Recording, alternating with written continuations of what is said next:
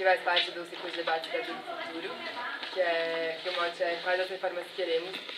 A ideia é tipo, ter eventos que analisem e tenham debatedores sobre as diversas reformas que o Brasil está vendo acontecer agora e quais são as perspectivas, quais são os pontos de vista por um viés técnico, mas também político, assim, porque as opiniões partem de ideias diferentes sobre todas essas reformas. Hoje aqui a gente tem o Guilherme, que é da Fiesp, e o Tomás, que é do Diese. O professor Naércio, que é professor aqui da casa, deve chegar em breve, eu acho que já esperando ele, mas a gente vai estar chegando. Obrigada. Posso começar, então?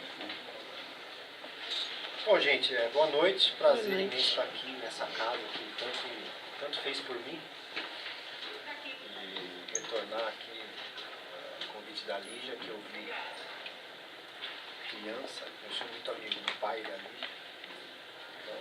Então, é um prazer estar aqui. Em relação à reforma trabalhista, antes de começar a falar qualquer coisa, bom, eu sou representante da Fiesp, portanto,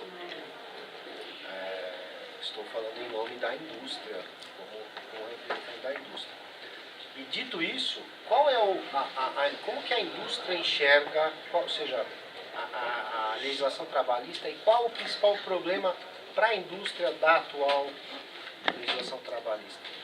A indústria, a mão de obra do setor industrial, ela não, na maioria, na média dos setores, ela não tem um custo tão elevado quanto o comércio. Então, se você pegar o trabalhador industrial médio, em geral, ele tem uma série de benefícios e até o salário, né, até pela qualificação, é um trabalhador que você quer evitar uma rotatividade grande, então você acaba dando alguns. Então, o problema, do ponto de vista da indústria, não é tanto a questão de mais ou menos direitos, ou mais ou menos benefícios obrigatórios, ou a questão é muito a insegurança jurídica que a legislação atual causa. Ou seja, o principal custo trabalhista para o setor industrial é a incerteza. E incerteza em que sentido? No sentido de você ter questões que você não sabe como vão acontecer. Ou seja, a justiça trabalhista não te dá segurança de você saber o que vai acontecer amanhã. Vou dar alguns exemplos que eu vivi, que eu vivo acho que o mais bizarro que eu vi até hoje.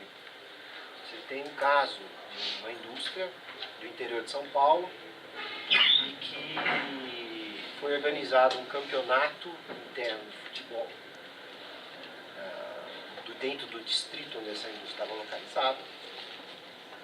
E aí os trabalhadores pediram para o dono da indústria para dar uniforme para o time que eles iam disputar esse campeonato.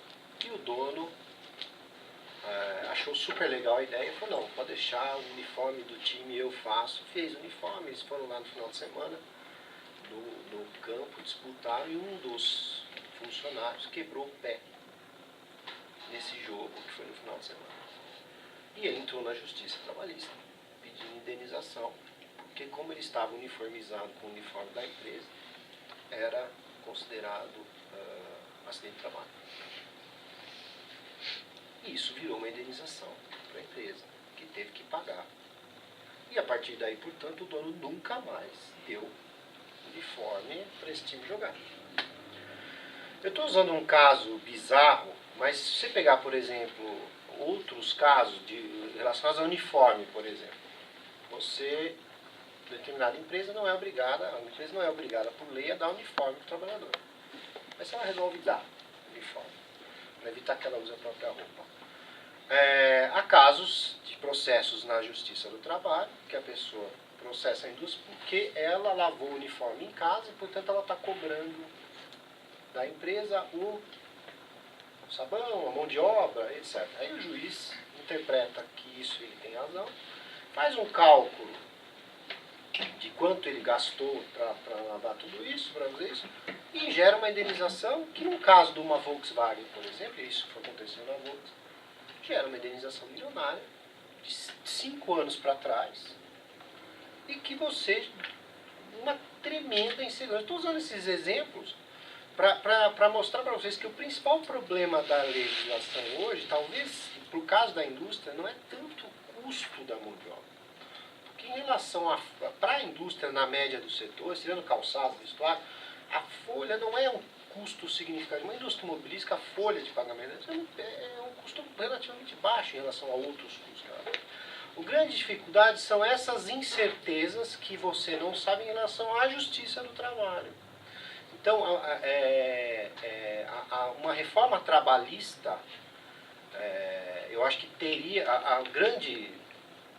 a indústria espera que pelo menos solucione esse tipo de coisa. Muitas vezes você vai dar um benefício não obrigatório para o seu funcionário, você não dá por medo disso gerar um passivo trabalhista lá na frente. Por exemplo, transporte da empresa, a empresa dar o transporte para o funcionário.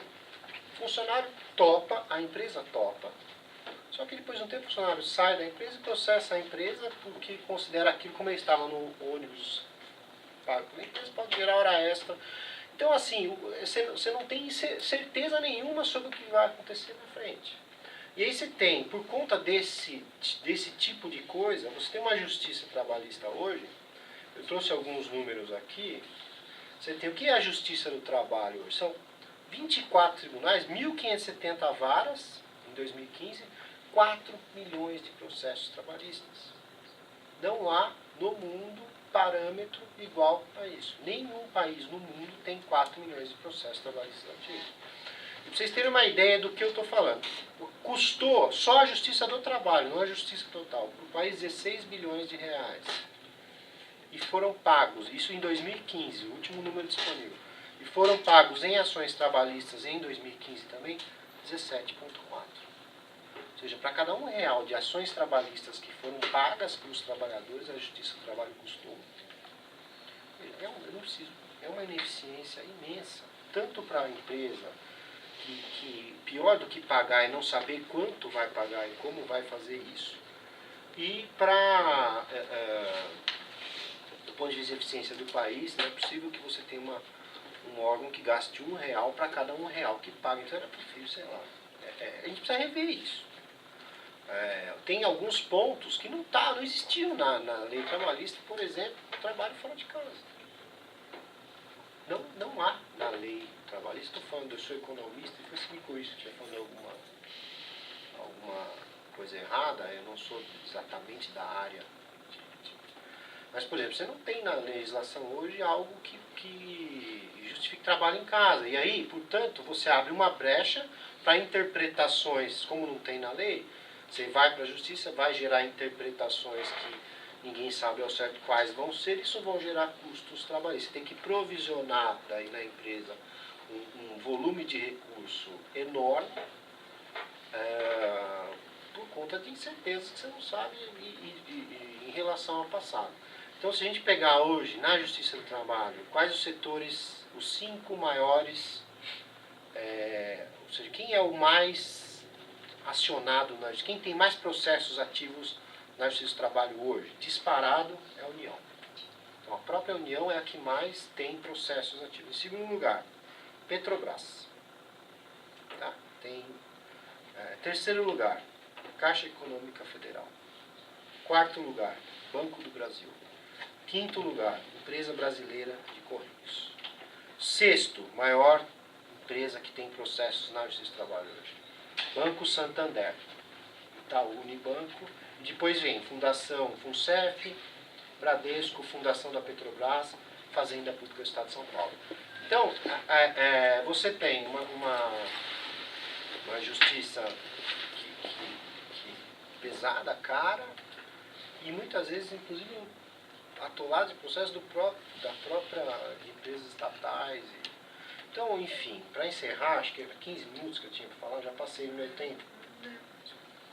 Para encerrar, eu queria dizer assim, do ponto de vista, falando como indústria, eu acho extremamente necessário que haja uma modernização das leis trabalhistas, o que não significa tirar direitos dos trabalhadores, muito pelo contrário, mas estabelecer parâmetros e regras claras, principalmente uma questão que lá na Fiesp a gente preza muito a questão, acho primeiro o negociado ter um valor maior, ou seja, quando você coloca trabalhador e patrão à mesa, para discutir um determinado ponto,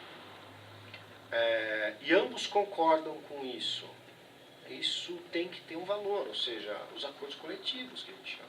Eles não podem ser questionados depois na justiça e isso gerar...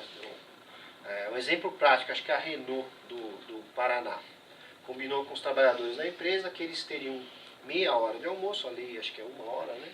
1 hora de almoço, e eles poderiam sair mais cedo. Todos toparam, todos. Todo mundo preferia sair meia hora mais cedo e ter meia hora menos de almoço. Fizeram acordo coletivo, assinaram, ok. A justiça considerou ilegal o acordo, porque pela lei tem que ter 1 hora de almoço. Agora, por que interferir numa relação que ou seja, se o próprio trabalhador não está se sentindo prejudicado, prefere sair meia hora mais cedo e ir para casa mais cedo. Então você tem que rever esses pontos, sabe? Rever o jeito de se fazer esse tipo de coisa. Por que eu não posso trabalhar em casa? Porque a lei não deixa. Ou porque eu posso tomar um processo se você for trabalhar em casa, porque a lei não... Então vamos colocar a lei prevendo esse tipo de situação. E outra coisa que a gente defende, assim, que eu acho que é um ponto importante, é a tal da homologação. Ou seja, quando vocês aqui, não sei se já foram demitidos ou não, alguma vez na vida, mas quando você é demitido, você vai lá no sindicato assinar a carteira, né? Então, o sindicato confere as contas que estão ali e diz, olha, está ok o que foi pago. E isso hoje tem muito pouco valor, porque depois você pode ir na justiça e questionar tudo que está ali.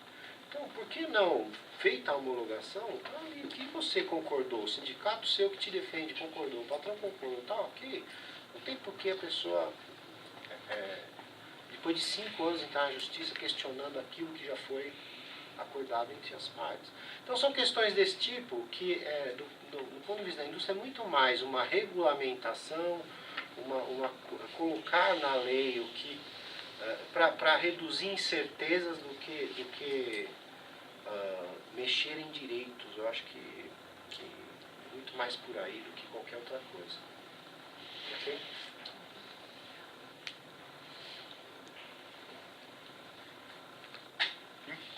Bom, boa noite. Eu fiz economia aqui na FEA entre 95 e 99 e eu lembro que no final da década de 90 começaram a ter cursos aqui específicos sobre o Sistema Brasileiro de Relações de Trabalho. Não sei se ainda existem, mas na época era o professor Hélio Zilberstein que dava esses cursos, né?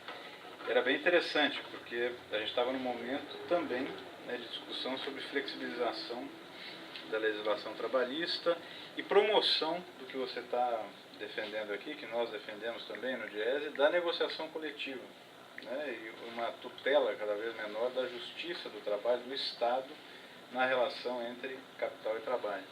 Naquela época também tinha os cursos de Sociologia do Trabalho, professor Irã. Continua aí? Continua existindo esses cursos? Né? Professor Irã continua existindo. Animado, como sempre. Então, eu falo isso, né, não só para me identificar também com vocês, né, eu estudei aqui, numa época em que essas salas eram um pouco diferentes, fui do centro acadêmico também, em 97, e naquele momento a gente estava então, passando por esses temas, né, e praticamente todos os temas que hoje estão sendo pautados na proposta de reforma trabalhista já vinham lá de trás. E na verdade vinham de mais de trás ainda, no debate da Constituinte, 87, 88. Ou seja, uma vez mais a gente está tendo a chance, né, de olhar o sistema de relações de trabalho no Brasil e atualizá-lo. Isso vem sendo feito. A CLT, Consolidação das Leis de Trabalho, ela é de 1943. Ela tem, não sei quantos aqui, são 510 artigos. Né? Só 15% nunca foram atualizados a sua redação. 85% da CLT, nesses anos todos, já foi revisado, já foi atualizado. Trabalho em casa, home office, homework, como se chama, é uma inovação recente das relações de trabalho.